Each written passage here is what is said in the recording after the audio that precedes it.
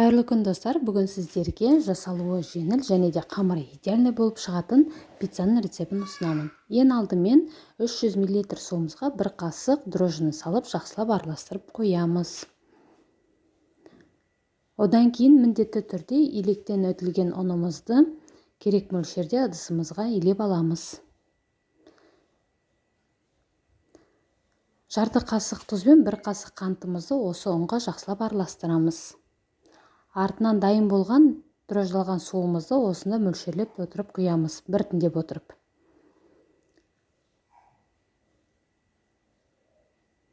Қолымызбен араластыра отырып, сұйық майымызды құйып, жақсылап тұрып жұмсақ қамыр илейміз.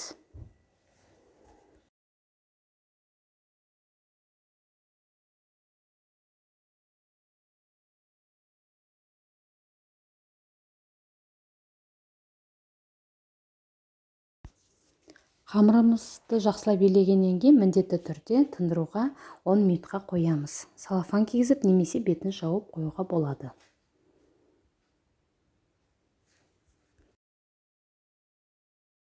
Салмасын қалауыңыз бойынша жасайсыздар, менде колбаса мен сыр ғана болады.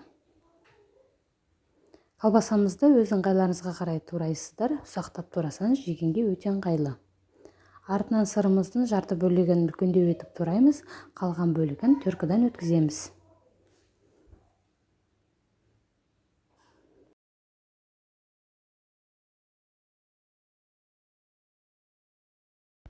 Ендігі тынған нанымызды жақсылап илеп 2 бөлікке бөлеміз. Бізде үлкен 2 пицца болады. Барлық кеткен мөлшерлеме төменде описание бөлімінде жазып қалдырамын. Нанымызды қатты баспай, жақсылап оқтаумен жайып аламыз.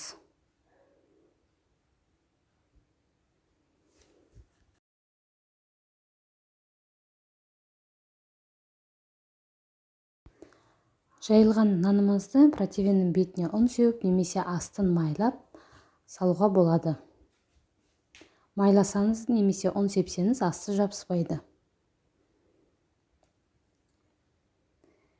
Ендігі қамырымыздың үстінен үкіштен өткен сырымызды саламыз.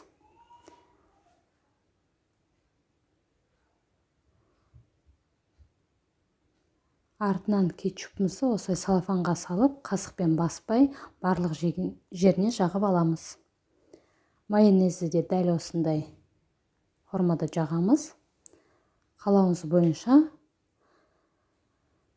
және де туралған колбасамызды салып, үстінен 1 қабат майонез бен кетчупты тағы да жағамыз. Дайын болған пиццамызды 180 градуста шамамен 20 минуттай пісіреміз, қызарғанына қарай. Асты пісіп, үсті қызара бастаған кезде бетіне сырымызды орналастырамыз. Туралған сыр болсын, төркідан өткізілген сыр болсын, қалауыңыз бойынша жасайсыздар. Мінекей, бетіне салмасын салғанда қасықпен батырмай нығыздамасақ, нанымыз осылай көтеріледі. Пиццаның бетіне сырды сепкеннен кейін 3 минуттай ұстасақ жеткілікті. Мінекей, пиццаларымыз дайын.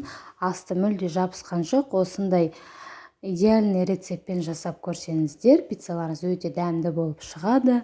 Міндетті түрде жасап көріп, пікір қалдыруды ұмытпаңыздар. Рецепт ұнаса, достарыңызбен бөлісіп қойыңыздар. Сіздермен болған Айман. Каналыма тіркелуді ұмытпайық.